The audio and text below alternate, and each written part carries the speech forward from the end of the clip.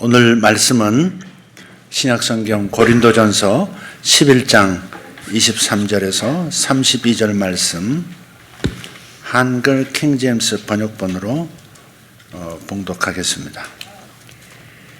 내가 주께로부터 받은 것을 너희에게 전달해 주었나니 이는 주 예수께서 넘겨주시던 그 밤에 빵을 가지고 감사를 드린 후 떼어 말씀하시기를 이것은 너희를 위하여 쪼개진 나의 몸이니 받아 먹으라. 이것을 행하여 나를 기억하라고 하셨으며 식후에도 이와 같이 잔을 가지고 말씀하시기를 이 잔은 나의 피로 된 새 언약이라. 이것을 행하여 너희가 마실 때마다 나를 기억하라고 하셨느니라. 너희가 이 빵을 먹고 이 잔을 마실 때마다 주의 죽으심을 그분이 오실 때까지 선포하라.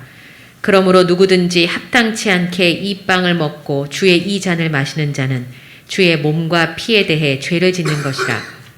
사람이 자신을 살펴보고 나서 그 빵을 먹고 그 잔을 마셔야 하리니 이는 주의 몸을 분별하지 못하고 합당치 않게 먹고 마시는 자는 자신의 저주를 먹고 마시는 것이기 때문이라. 이 때문에 너희 가운데 많은 사람이 약하고 병들었으며 상당수가 잠들었느니라. 만일 우리가 우리 자신을 판단한다면 판단받지 않으리라. 그러나 우리가 판단을 받는 것은 주께 징계를 받는 것이니 이는 우리로 세상과 함께 정죄받지 않게 하려 함이로다. 아멘. 아멘. 오늘은 2023년 첫 번째 성찬 예식이 있는 날입니다. 성찬에 담긴 놀라운 그 비밀을 깨닫고 그 능력을 누리자는 그런 뜻에서 오늘 본문의 말씀을 선택하게 됐습니다. 사도 바울은 이렇게 선언했습니다.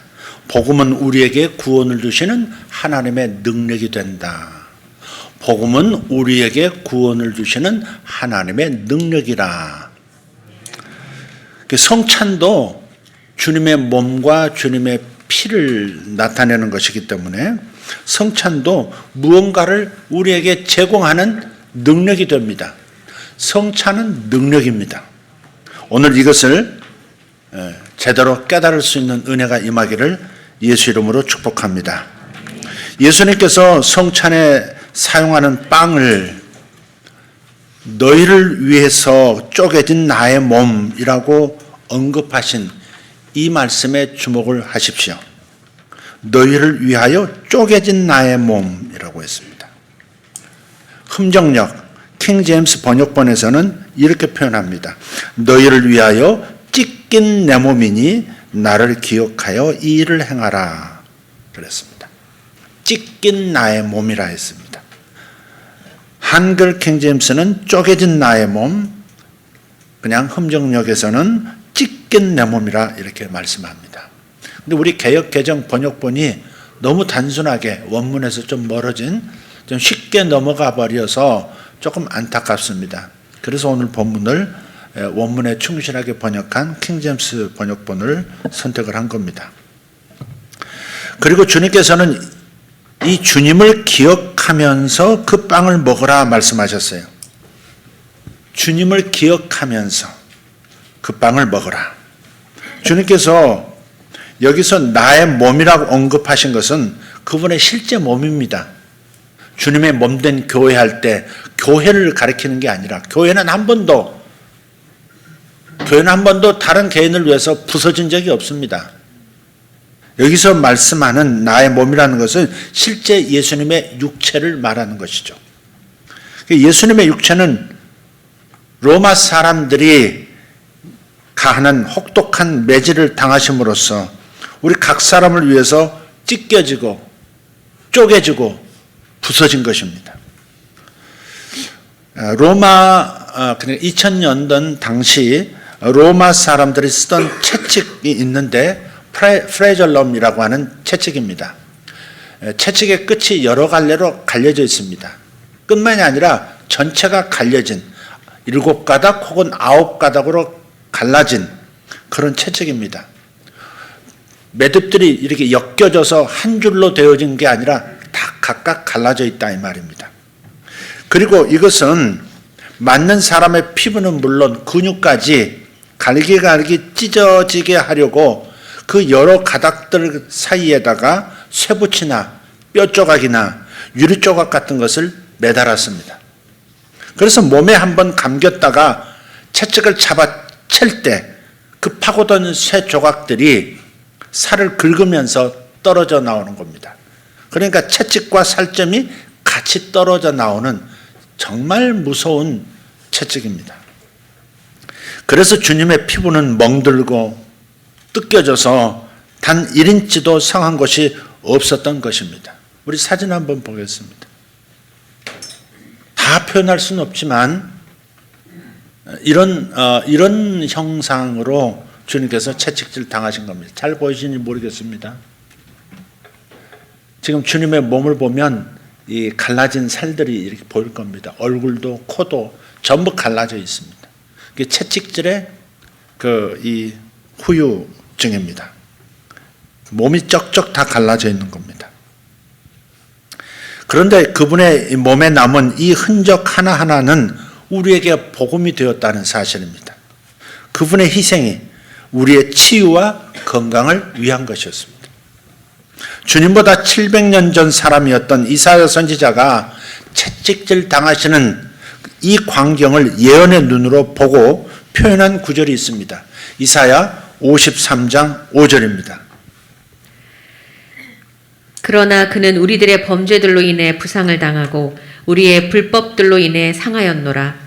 그가 징벌을 받음으로 우리가 화평을 누리고 그가 채찍을 맞음으로 우리가 고침을 받았도다. 아멘. 말씀 그대로 그분이 채찍을 맞으신 그 일로 인해서 병에서 자유를 얻게 되는 것입니다. 우리로 하여금 모든 질병에서 모든 연약함 가운데서 우리를 건져내시기 위해서 당신께서 당신의 몸에 채찍질이 가해지도록 허락하신 겁니다. 그렇기 때문에 우리가 성찬의 빵을 받아 먹는다고 하는 것은 우리의 아픔과 질병으로부터 치유하시는 채찍질의 유익을 받아들이는 것을 나타내는 거예요. 그냥 빵을 먹는 게 아닙니다. 주님의 몸이야 이렇게 생각하고 그냥 단순하게 먹는 게 아니라 채찍질 당하신, 그래서 그 채찍질을 통해서 모든 질병으로부터 자유를 주시는, 치유가 일어나게 만드는 그 유익을 받아들인다 하는 믿음을 가지고 그 빵을 취하는 것입니다. 많은 교회들이 예수님의 이 몸의 희생을 통한 육체의 치유를 믿지 않고 삽니다. 그들은 왜 성찬의 빵을 먹어야 하는지 모르고 있어요. 그런데 반면에 그들은 왜 성찬의 잔, 이 포도주스를 마셔야 하는지는 알고 있습니다. 그 잔이, 마시는 이 주스가 죄사함을 위해서 주님께서 흘리신 피를 나타낸다 하는 것을 알고 있어요. 그러나 저들은 채찍질이 제공하는 그 유익도 믿지 않고, 그래서 받지도 않고 성찬식에 참여한다는 겁니다. 25절부터 27절까지 다시 한번 읽겠습니다. 식후에도 이와 같이 잔을 가지시고 말씀하시기를 이 잔은 나의 피로 된 새 언약이라. 이것을 행하여 너희가 마실 때마다 나를 기억하라고 하셨느니라. 너희가 이 빵을 먹고 이 잔을 마실 때마다 주의 죽으심을 그분이 오실 때까지 선포하라. 그러므로 누구든지 합당치 않게 이 빵을 먹고 주의 이 잔을 마시는 자는 주의 몸과 피에 대해 죄를 짓는 것이라. 네. 오늘 본문을 이해하는 열쇠는 바로 여기에 있습니다. 이 구절이 열쇠입니다. 여기서 합당치 않게 이 빵을 먹고 이 잔을 마시는 자라고 하는 표현이 있는데, 이 합당치 않다고 하는 게 뭘까 하는 겁니다. 합당치 않게 취해서는 안 된다는 겁니다. 합당하게 주의 잔과 주의 빵을 취하라, 주의 몸을 취하라 하는 겁니다. 이 합당치 않게라고 하는 단어는 주님의 희생의 심각성, 그리고 그 희생을 통해서 제공된 유익에 대해서 이해하지 못한 채, 그래서 존중하는 마음이 없거나 경박하고 무례한 태도로 주님의 성찬의 빵을 먹거나 잔을 마시는 것을 의미합니다. 이게 합당치 않다는 겁니다. 이게 옳지 않다는 겁니다. 성찬에 참여하는 것은 영광스럽고 감사한 일이고 너무 놀라운 축복이지만, 그러나 합당치 않게 대하면 이것은 하나님 앞에 불경이 되는 것이에요. 그 빵과 잔에 대한 합당한 인식이 없이 주님의 성찬에 참여한다면 그 사람은 그렇게 함으로써 죄를 짓는 것이 되는 겁니다. 성찬에 참여하는 이 아름다운 일이 죄가 되어버리고 만다는 거예요. 더 나아가서 이에 대해서 합당한 결과를 받게 될 것이라고 말하고 있는 겁니다. 대부분 이 잔에 대해서는 합당하게 인식합니다. 아까 말씀드렸어요. 이 포도주스를 예수 그리스도의 피로 십자가에서 쏟으신 예수님의 피를 나타낸다는 것을 이해하고 믿고 인식하면서 받습니다. 따라서 이런 면에서 대부분은 예수님의 피에 대한 죄가 없는 거예요. 이 잔은 예수님의 십자가에서 쏟으신 우리 죄를 용서하기 위해서 쏟으신 예수 그리스도의 피야라고 하는 믿음을 가지고 이해를 가지고 인식하면서 먹기 때문에 예수님의 피에 대한 죄는 없어요. 그러나 성경을 그대로 믿는 많은 교회들도 이 빵이 우리의 몸의 치유를 위해서 지불한 값이라고 하는 것, 우리의 질병을 대신해서 채찍질 당하신 주님의 몸을 나타낸다는 사실에 초점을 맞추지 않고 단순히 그냥 생각 없이 그 빵을 먹음으로써 그분의 몸에 대한 죄를 짓고 있는 것입니다. 예수님의 피에 대한 죄는 없을지라도 예수님의 몸에 대한 죄는 있는 거예요. 대부분의 사람들이 그냥 잔과 빵 이 두 가지를 다 우리의 죄를 위한 것이라고 생각하고 그냥 받습니다. 빵도 죄를 위한 것, 잔도 죄를 위한 것, 속죄를 위한 거야 이렇게 받아 먹고 있다는 말이에요. 아닙니다. 피가 주시는 효력과 몸이 주시는 효력이 다릅니다. 십자가에서 쏟으신 피의 효력과 당신께서 그 몸에 빈틈없이 채찍질 당하시고 피부와 살이 근육이 갈라지고 터진 그 채찍질의 효력이 주는 것은 다르다는 거예요. 신유의 진리, 치유의 진리를 믿고 있는 교회라 할지라도 그 몸에 대한, 그 빵에 대한 합당한 인정과 존경과 감사를 하지 않는다면 몸에 대한 죄를 짓는 것입니다. 28절이 이 사실을 증명하고 있습니다. 사람이 자신을 살펴보고 나서 그 빵을 먹고 그 잔을 마셔야 하리니. 그래서 처방이 뭐예요? 자신을 살펴보고 나서 그 빵을 받고 잔도 받아야 된다는 겁니다. 사도 바울은 우리가 주님의 성찬에 참여할 때 어떻게 해야 하는지를 지금 강조하고 있어요.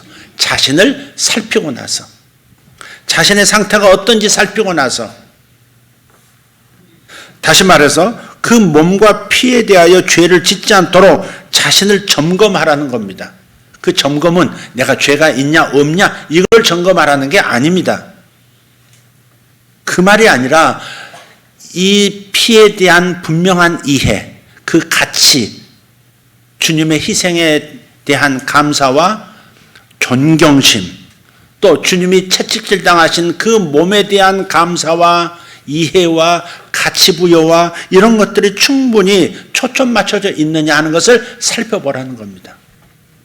진정으로 이것이 뜻하는 바가 무엇인지, 이 몸이 내게 주시는 하나님의 은총이 무엇인지를 제대로 이해하면서 그를 깨달으면서 인식하면서 믿으면서 기대하면서 하나님께 감사하면서 받고 있느냐, 이 부분을 점검하라는 거예요.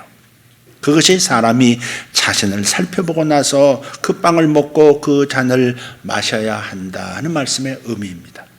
그렇기 때문에 우리는 예수님께서 제공하신 그 희생의 가치에 집중하셔야 합니다. 주님의 희생에 대해서 성경이 말하고 있는 것을 확실하게 보고 분명하게 믿고 믿음으로 집중해야 합니다. 질병을 제거하기 위해서 채찍질 당하신 몸, 그리고 나의 죄를 사하기 위해서 흘리신 보혈, 이 두 가지의 희생을 합당하게 인식하고 주님께 존경을 드리고 감사하면서 받아야 합니다. 이것이 성찬을 대하는 합당한 마음이고 합당한 태도인 겁니다. 아멘. 합당하냐, 이게 중요해요. 이 잔을, 이 몸을 받을 만한 그런 마음과 자세로 서 있느냐, 합당하냐, 이것을 자신에게 물으면서 다시 마음의 올바른 생각으로, 올바른 초점, 올바른 집중으로 돌아와야 합당한 잔을 받을 수 있는, 몸을 받을 수 있는 합당한 상황이 된다. 이사야 53장 5절 한번 보겠습니다. 그가 채찍에 맞음으로 우리가 고침을 받았도다. 아주 쉽죠? 어렵지 않아요. 그가 채찍에 맞음으로 우리가 고침을 받았도다. 그분이 채찍 맞으셨기 때문에 우리는 당연히 이 사실을 믿음으로써, 그리고 그 몸을 받음으로써 병이 낫는다 하는 겁니다. 세상은 불가하다 말해도 주님의 몸으로는, 주님의 채찍질 당하신 그 희생의 공로로는 가하다. 우리는 이것을 인식하고 받는 것입니다. 이 말씀이 너무나도 중요해서 신약 베드로전서 2장 24절에서 다시 반복해요. 그분께서 채찍에 맞음으로 너희가 고침을 받았나니. 아멘. 그렇습니다. 이사야 53장에 있는 그 말씀, 그 예언을 베드로 사도가, 신약의 베드로 사도가 그대로 받아들여서 믿음으로 선포하는 겁니다. 그분께서 채찍에 맞음으로 너희가 고침을 받았다. 믿습니까? 아멘. 이 믿음을 가지고 빵을 받는 것입니다. 또 마태복음 8장 16절 17절을 보면 이사야의 이 예언의 말씀을 예수께서 친히 병을 고쳐주시는 사역과 연결해서 다시 기록하고 있습니다.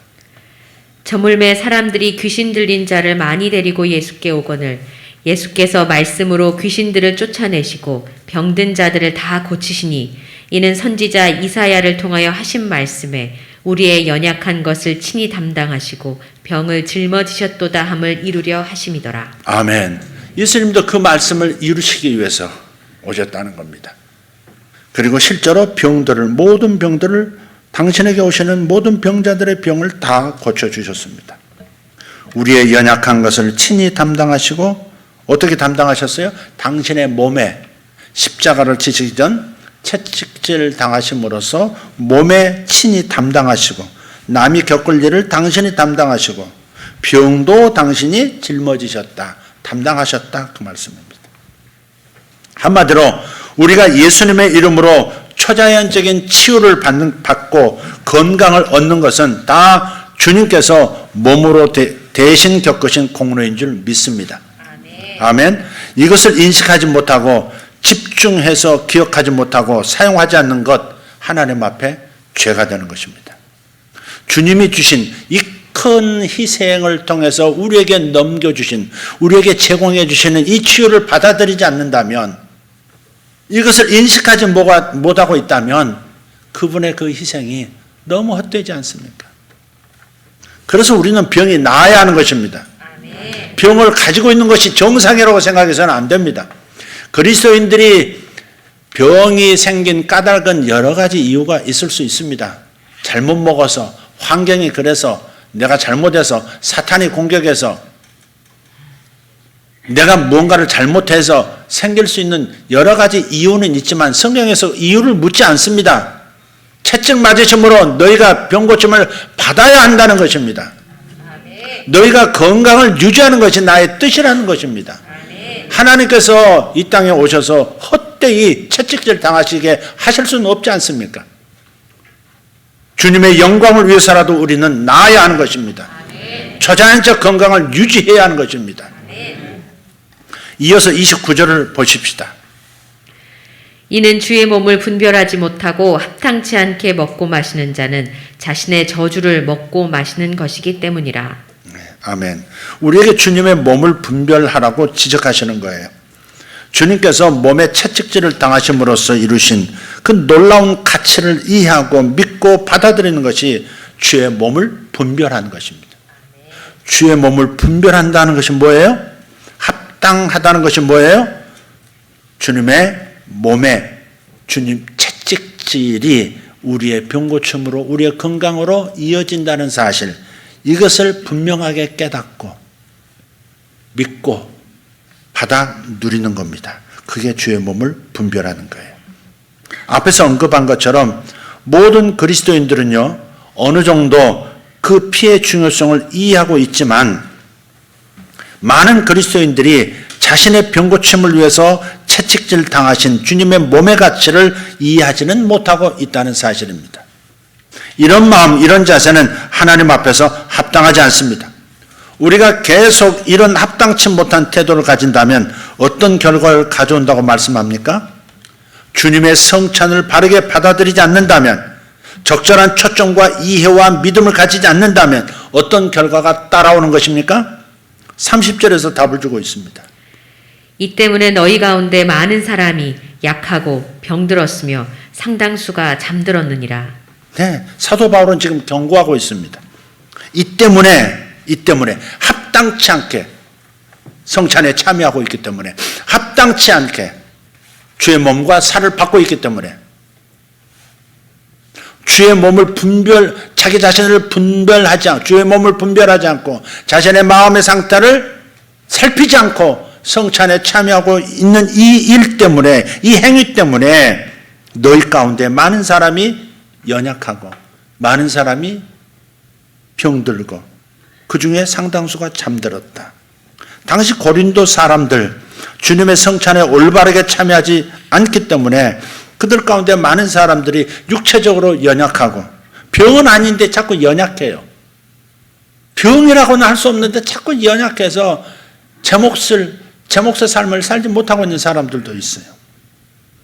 육체적으로 연약하고 육체적으로 병들어 아프고, 심지어 많은 사람들이 잠들었어요. 잠들었단 말은 일찍 죽었다 그 말입니다. 성찬에 정확하게 참여함으로써 우리는 연약함과 질병으로부터 보호를 받고 아픈 경우에는 치유될 것을 기대할 수 있다고 이 구절은 분명히 말하고 있습니다. 그래서 우리가 바른 성찬을 행할 경우에는 보호의 능력이 우리를 덮어주는 것입니다.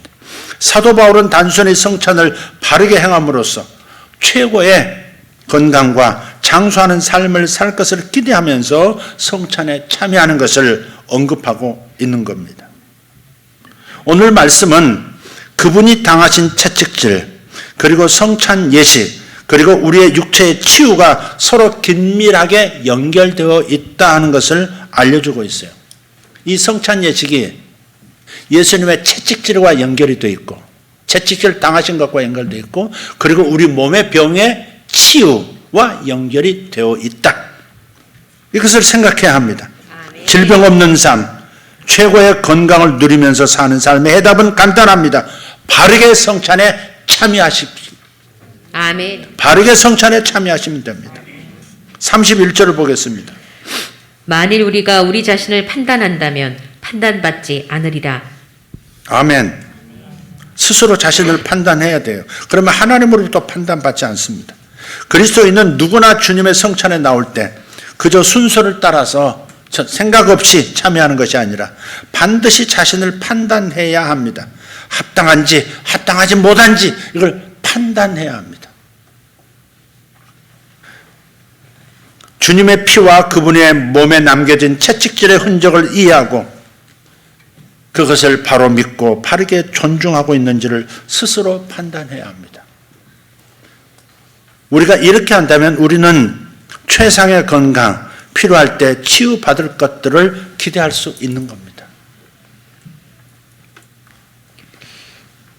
32절입니다. 그러나 우리가 판단을 받는 것은 주께 징계를 받는 것이니 이는 우리로 세상과 함께 정죄받지 않게 하려 함이로다. 아까 말씀드렸죠? 내가 내 스스로를 판단하고 바르게 마음의 태도, 생각의 태도, 믿음의 자세를 바르게 하면, 내가 나를 판단해서 살펴서 바른 자세로 돌아오면 되지만 내 스스로 나를 판단하지 않으면 주님이 친히 나를 판단하신다 하는 겁니다. 이 구절에서 많은 사람들이 두려워하고 스스로 정죄를 받아요. 왜? 징계라는 단어 때문에. 징계라는 단어가 여기 있습니다.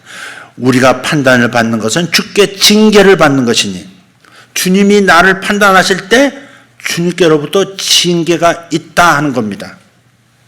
근데 이 문제는 우리가 주님의 징계를 받는 것의 의미에 대해서 잘못된 가르침을 많이 받았다는 겁니다. 징계 혹은 징계하다에 대한 바른 정의부터 우리가 세워야 합니다. 많은 분들이 이 말의 의미를 어떻게 생각하느냐, 징계하다 이 말을 벌을 받는다 이렇게 생각을 하는 거예요. 하나님이 징계하신다 이퀄 우리가 벌 받는다 그렇게 생각하는 거예요. 거의 심판에 가까운, 형벌에 가까운 생각으로 징계를 받아들이는 거예요.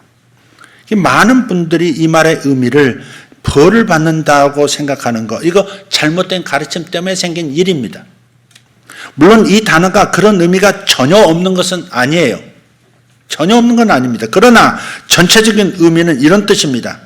징계하다, 이건 뭐냐? 훈련하다, 가르치다, 단련시킨다 그런 뜻입니다. 훈련한다, 가르친다, 단련한다 그런 의미예요. 징계란 말이 바로 그런 의미예요. 정리하면 이렇습니다. 우리가 그 채찍 맞으심의 유익을 가치 있게 여기도록 스스로를 훈련한다면, 내 생각이나 마음에 스스로 훈련을 한다면 하나님께서 친히 나서셔서 우리가 기억하도록 가치 있게 여기도록 우리를 훈련시킬 필요가 없는 거예요. 그럼으로써 우리는 자동적으로 주님의 희생을 기억하고 기념하는 마음을 가지고 주님의 성찬에 참여하기 시작할 겁니다. 주님의 가르치는 방법은 분명한 결과를 가져오죠. 그래서 징계라는 단어가 부담스럽습니다. 어떤 방식이 될지는 모르니까. 그러나 벌 받는다 차원의 단어로 해석할 이유는 없다 하는 겁니다. 그리고 우리가 스스로를 훈련시킨다면 생각으로 바른 가치, 이 몸에 담긴 의미, 이 잔에 담긴 분명한 하나님의 진리, 이것을 분명하게 인식하고 믿고 존중하면서 나온다면, 그러면 필요할 때 치유도 받고 건강한 상태에 계속 머무를 수가 있게 되는 것 아니겠습니까? 안타깝게도 고린도 교회 성도들은 올바르게 성찬에 참여하는 법을 알지 못했어요. 그래서 스스로를 훈련하지 못해서 자신들의 연약함과 질병으로부터 치유를 얻지 못했고, 오래 살았어야 했던 사람이 너무나 일찍 천국으로 가고 말았습니다. 그것이 안타까워서 사도 바울은 이것을 지금 말하고 있는 겁니다. 예수님의 십자가 피를 알고 믿은 성도는 구원을 받고 기뻐하지만, 예수님께서 몸으로 짊어지신 채찍의 효력에 대한 이해와 믿음을 놓친 까닭에 치유와 건강을 누리지 못하는 이들이 얼마나 많습니까? 교회 안에도 병든 사람들이 얼마나 많습니까? 치유받지 못한 채 일찍 세상을 떠는 성도들이 얼마나 많습니까? 세상에서 일찍 생을 마감하는 그 통계와 교회 안의 통계가 거의 비슷할지도 몰라요. 이유가 뭐예요? 우리 그리스도인들에게 교회 주신 그리스도의 몸에 담긴 이 치유의 역사, 찢겨진 몸에서 흘러나오는 건강과 병고침의 이 진리를 이해하지 못한 채 성찬에 참여하고 있기 때문에, 신유의 진리를 믿지 못하고 있기 때문에 그렇게 세상의 통계와 똑같은 겁니다. 세상 사람과 똑같이 병들고 똑같이 일찍 세상을 떠나고 똑같이 천국으로 빨리 가버리는 겁니다. 성찬은 이 믿음을 다시 회복하는 시간인 거예요. 이 잔은, 오늘 마시는 이 잔은 우리의 죄를 사하는 권세가 있는 예수님의 보혈인 줄 믿습니다. 이 빵은 우리의 치유와 건강을 위해서 채찍질 당하신 주님의 몸인 줄 믿으시길 바랍니다. 그러니 받아 먹고 받아 마시십시오. 그리고 능력을 누리며 사실 수 있기를 바랍니다. 할렐루야. 좀 늘어서 설명을 했습니다마는 다시 한번 사족처럼 정리해서 말씀드린다면, 대부분의 성도들이 이 포도주스에 담긴 예수 그리스도의 속죄하시는 피에 대한 믿음은 가지고 있다. 그래서 예수님의 피에 대한 죄는 저지르지 않는다. 그러나 예수님의 주신 이 빵, 예수님의 몸을 뜻하는 이 빵에 담긴 의미를 이해하지 못하고 깨닫지 못하고 믿지 못하고, 그래서 감사하지 못한 채 이 몸을 받고 있기 때문에, 그래서 몸에 대한 죄는 짓고 있다